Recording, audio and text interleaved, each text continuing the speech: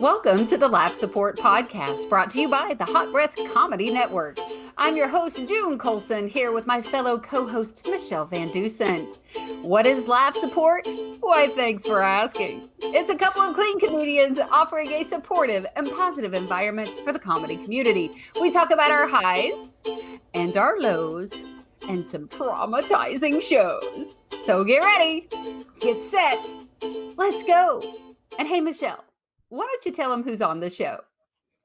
Today, our guest is the winner of the Clean Comedy Challenge 2018 and producer and host of the live stream sensation Talk is Cheap. Let's welcome to the podcast, Rhonda Corey. Woo-hoo! It's Rhonda. Rhonda. So, Rhonda, I know that you've been doing comedy for a while.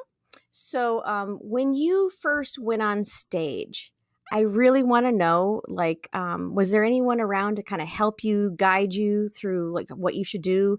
How do you do comedy? When do you that kind of stuff? Absolutely not. There was absolutely no one to help me. I started off with a woman's speaker. That's how I started. It was a ministry called Two Ministries, and there were no other comics, especially Christian comics, in my view. So I had no idea what I was doing, and I can promise you it showed. So how did you make... Go ahead, June. Well, so you said you started out as a speaker duo. So how did that relationship start? And you know, what did you all do? So did she do comedy as well, or what was your role? So both of us felt we were being called. She felt like she was being called to speak. I felt like I was being called to do comedy after I had done a few things at our church. We were both on the women's ministry team. She was actually heading it up. And so we really felt like we should get together because we were both scared out of our minds. And I think just the support of having each other gave us the courage to go ahead and be obedient to God, and to do what we were being called to do. So that's kind of how I started. So women's ministry team, did you guys have jerseys? Did you get to pick the color? Was there a cheer that you did before you went out? There was definitely a cheer. No, so basically there were two teams at that point. There was the events team and there was the spiritual growth team. And you can pretty much guess which one I was not on. We were on the events team. And so I partnered with Gail Cooper and to start Two Ministries. And so I would go out. She has a very heavy story. I mean, I think you both are familiar with Gail, but for those who aren't, she lost her son in a rafting accident at 21 years old, I believe he was. And so her story's a little heavy. And so to bring some lightheartedness to it, I would start off with comedy. And then she was able, it would just kind of open up everything, bring everyone's barriers down, you know. Right. And then she was able to kind of tell her story and how God just brought her through all those moments. Wow. So you were her laugh support, really, Yeah. because that message needed the support of some laughter and some, lightheartedness. And then I think she was your support, it sounds like, as well, because this was something you didn't have to step out and do all by yourself. You had somebody there beside you, right? Oh, yeah. It made a huge difference because we could encourage each other. And and we're actually still partnered together. We didn't do anything last year, big surprise. But no, we definitely still work together, but we also are off on our own. So, Michele, have you been a part of a team? See, Rhonda was in a ministry team. I feel like with your history, you have been not even a part of a team. You probably led a team. I'm still the girl in middle school that no one picked for the team. I was the last one off the bench. Have you been on teams, Michele? I was never even allowed to the bench. So she couldn't reach. Yeah. Well, no, actually, yeah, I was part of a comedy team for a little while there with Susan Dale, but not that we did comedy at the same time, but she basically took me everywhere that she wanted to go. So we did a lot of stuff, especially down in Oklahoma City. Oh my gosh, we've done a lot of things like that. But so Rhonda, my question is like, how did you move from like never doing any comedy to partnering with Gail to now doing all these amazing shows that you've been on and you're doing and you're going cross country? How did you make those transitions? Did you have someone helping you along on that at all, or you're like, okay, God, you and me, let's do it? Like how did you make those transitions? So I had done a little, like I had done some skits and stuff like that with the events team and put on comedy shows. And so I had like, that was my background of comedy. And then the thing that happened for me, the thing that saved my life, I will say, is I joined the Christian Comedian Association. Mhm. And through there, I found out about Rick Roberts and took his course and then attend, because I was like a month shy of the conference. I found out about it in July, and the conferences are held in June, so I had to Mhm. wait an entire year.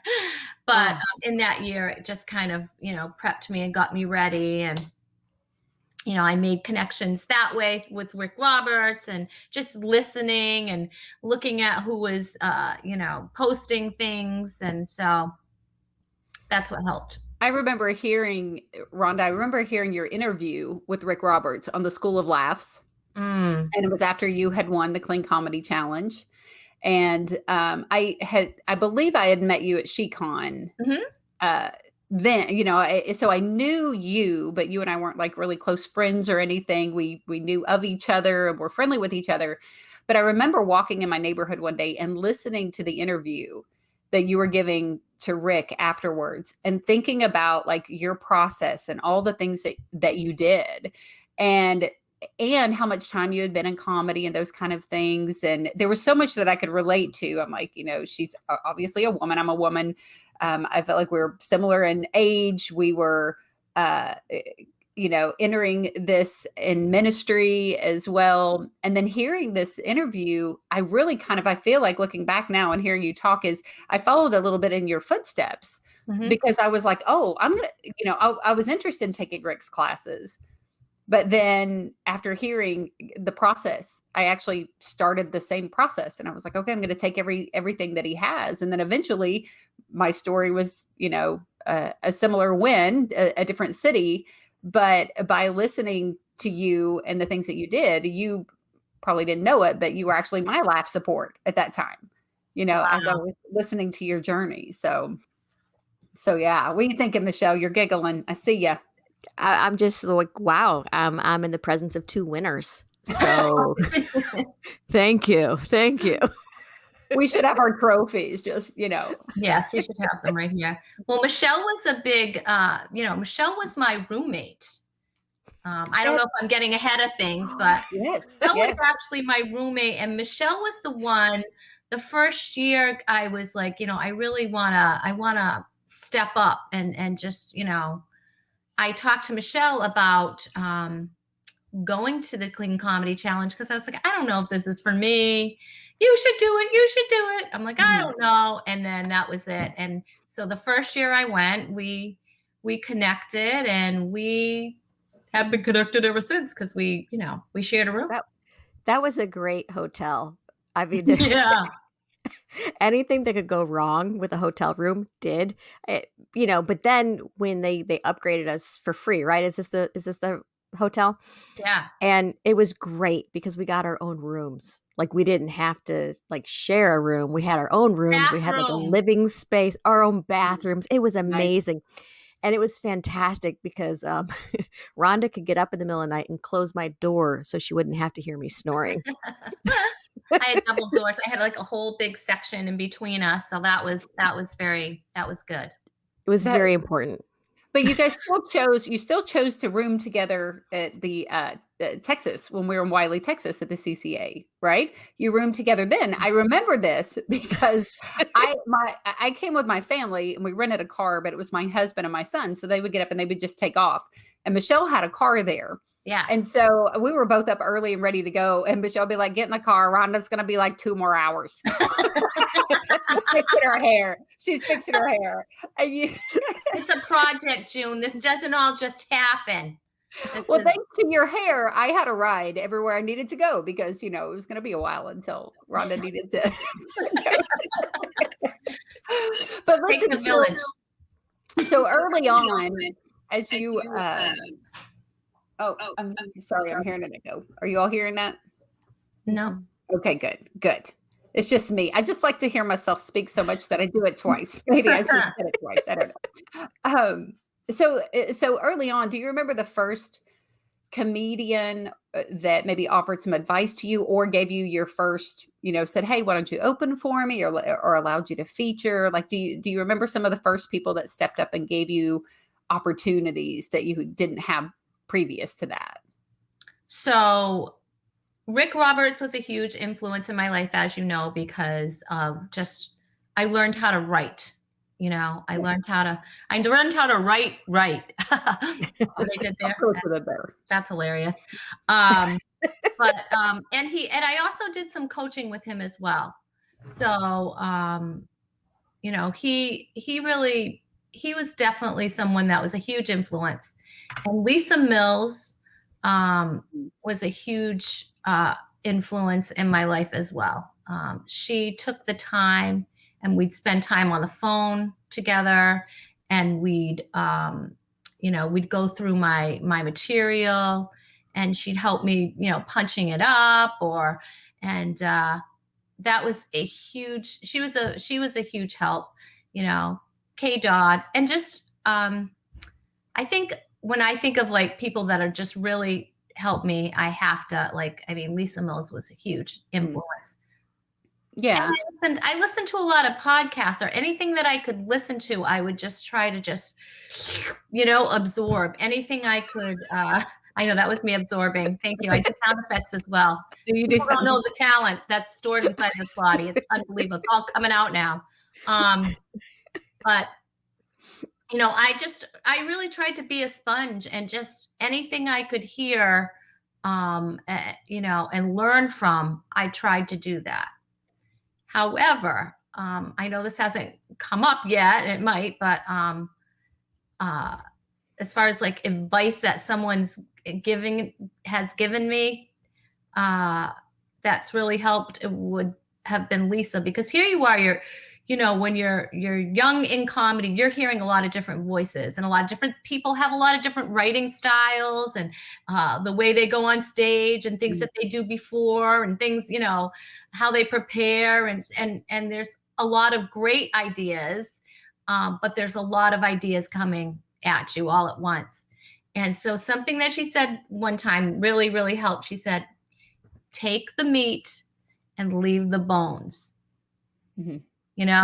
And you kind of have to just kind of sift through all the messages that you're receiving, whether you're learning it via podcast or video, or whether you're learning it, one-on-one. You're going to get a lot of different conflicting even, techniques to learn from. So you have to take what's going to work for you. And that is definitely a process. And that's definitely something you have to sift through. Yeah. Do you think that part of, just taking the meat, leave the bones kind of thing is also the process of understanding and learning your voice as a comedian? Because if you're just taking everything and trying to imitate somebody else's stuff, then that's not your voice. So do you think that helped you hone and gain just your voice in comedy? Well, definitely. I think, it teaches, just by taking what's going to work for you, I guess I would call it that, because everything doesn't work for everybody. You have to see we all have a different learning style. We all have a different we all have a different cadence on stage. You know, some people are super animated and some people just stand there like Stephen Wright and just talking to the microphone. And, you know, everybody has a different writing style. Some people are storytellers and some people will do set up punch. And you have to do what works for you. Just because it works for someone else, that doesn't mean that's going to fit you, you know? Yeah. So. Yeah. For sure. Go ahead. Well, I think when you say, you know, taking the meat and leaving the bones, I also think about like the first time that I went to a conference, someone said, oh, it was like drinking from a fire hose, right? So much. You just couldn't like absorb everything. And for me, what I did was I would try to listen to people who were veterans and kind of just pick out and listen in between for what is the common thing that each one of them are saying.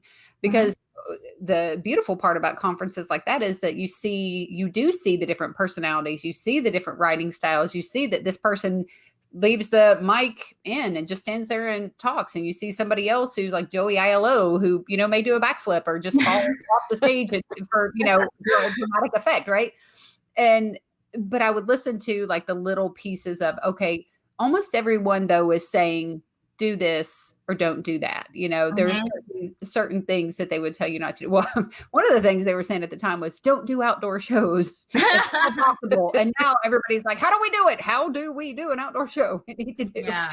But it does depend, you know, depends on your circumstances. But I think that's kind of the thing too, is like, you'll hear Michele in our first episode, I talk about how one of the first things she told me was, why are you trying to talk to the audience? Like, don't do that. Don't try to talk to them.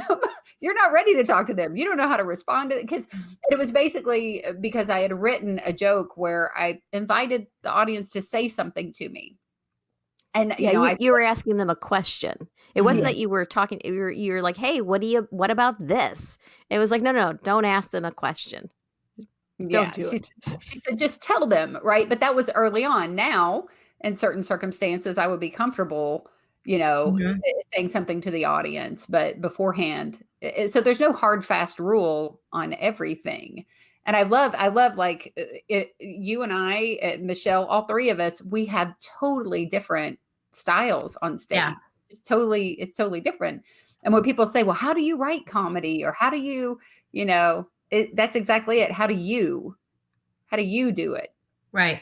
Because it's, you know, eventually you're going to find out how you need to do it. Maybe not how other people do it. Yeah. I use the Big Atlantis. Oh. Okay, Joel. First of all, no one has any sponsorship for this yet. Okay. The whole thing with Right 10 is this big deal about what kind of, you know, ink pens and stuff that you use. And there's a non-official sponsor, kind of like for your show, right? Talk is Cheap. Right. That's right. Tell us about Talk is Cheap, because one of the questions we ask people is, have you had an opportunity to be laugh support for someone? Have you had a time that you've been able to lift people up? And I can tell you that your show on Tuesday nights, Talk is Cheap, has been crazy support for comedians all over the country. You've managed to connect people together. You've given myself, Michele, opportunities. The first time that you like messaged me and was like, hey, do you want to be on the show? You would think that I was about to, you know, perform at the Ryman. I was like, what? I'm on a show. It's happening. I mean, it's in my bedroom and I'm just going. But it, you know, because it was just such a dark time. It was just this moment of like feeling like God called me to do comedy and now I can't do it at all. And I'm just sitting here. But you stepped up and tell us how you started Talk is Cheap and what your kind of goal or purpose was in that. Well, you know, I mean, like everybody else, I had some really sweet shows lined up and things were starting. I was like, yes, 2020 is my year. And it was my year. All right. It wasn't the year I expected or anybody else. But so I'm sitting here and I'm like, I am going absolutely crazy. You know, I'm going insane sitting here. I have to do something. I had seen, you know, a couple online shows and I was just like, oh, if I was going to do that, I would do this and I would do that. And I had all these ideas. I'm like, well, why don't I just do that? I'm just going to do it. Like, what do I have to lose? You know, I mean, nothing. So I had this idea for kind of a variety show, and I would, invite people on and get to talk to them. And I didn't want to do the interview because so many people do the interview and do it way better than I could ever do it. I mean, that's just not my thing. But to just sit there and just chat with somebody and get people to see what that person's kind of like, just sitting, just with a one-on-one conversation, chatting maybe about nothing, or and then and then I also wanted to bring somebody in that maybe had some kind of information to give out, a short segment like that. So I developed a pro tip segment, and then my favorite thing is to play a game.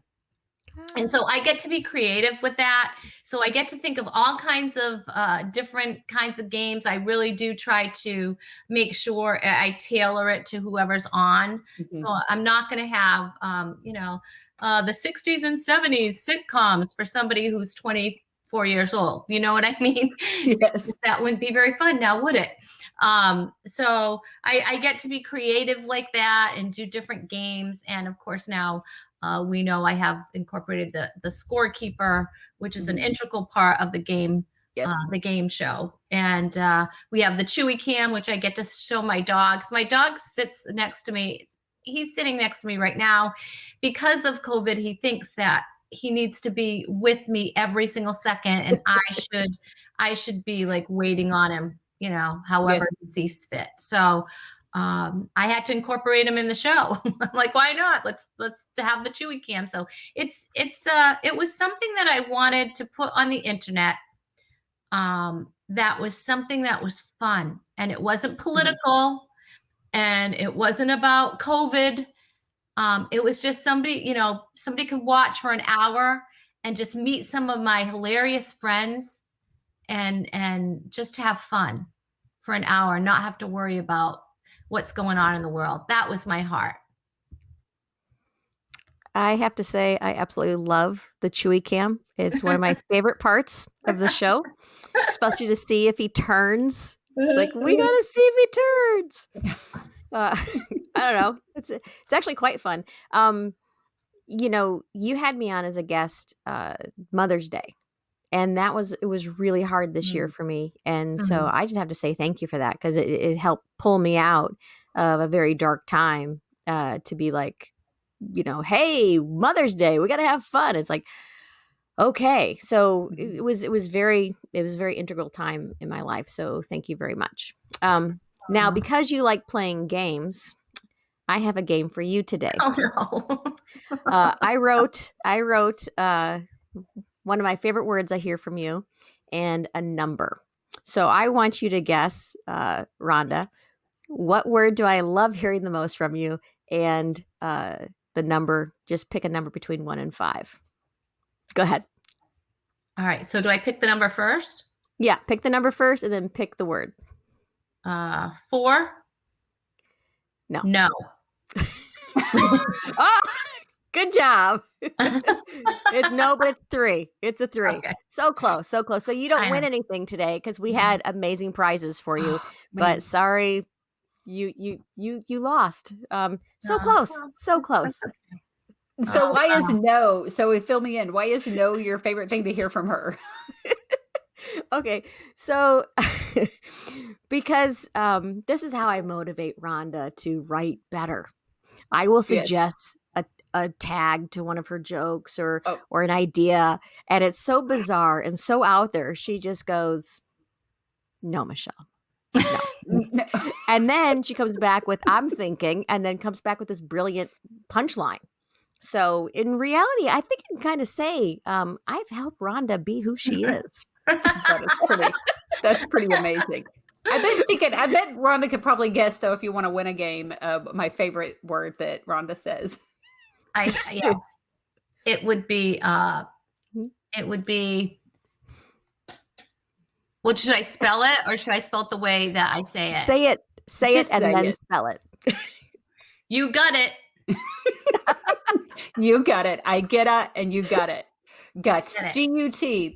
That's how Rhonda says it. I guess I do. I never. Thank you for pointing that out. But you win, Rhonda. Yeah, I don't know what prize you win. Maybe this about that? Biotine dry mouth moisturizing spray. Maybe I'll send that to you. I mean, the lid's missing, and I think there's a dog hair on it. But winner, chicken dinner. Oh, you keep win. that. No. You go ahead and you keep that. And every time you use it, think of me or the dog, whatever comes to mind. There you go. Now, because you said gut it, that brings us to where do you live? Where do you hail from, Rhonda? And how is the comedy scene in that area? Okay, so I hail from Rhode Island, which is it is the smallest state. So we can only fit a few of us in at a time. Mm-hmm. But the comedy scene here, I have actually connected with some local comics. And I get thrown off very easily. I have connected with some local comics around here, and I work for Funny for Funds when they need a clean comedian, and so they raise funds for people that have fundraising needs, whether it be cheerleaders, baseball teams, to someone who is going through cancer. So I love doing comedy with purpose behind it. So there's nothing better than that. So it's cool because I've gotten connected with all the comics like in the New England area because of Funny for Funds. That's great. That's really great. So we're about out of time today. I want to personally say thank you, but June loves closing our show in, well, June, take it away. Are you going to do it today, Michele? Rhonda, are you going to do it? We'll see. Okay. So I, Rhonda, whenever I finish a show or a live event or whatever, I always end with Jesus and Junebug loves you.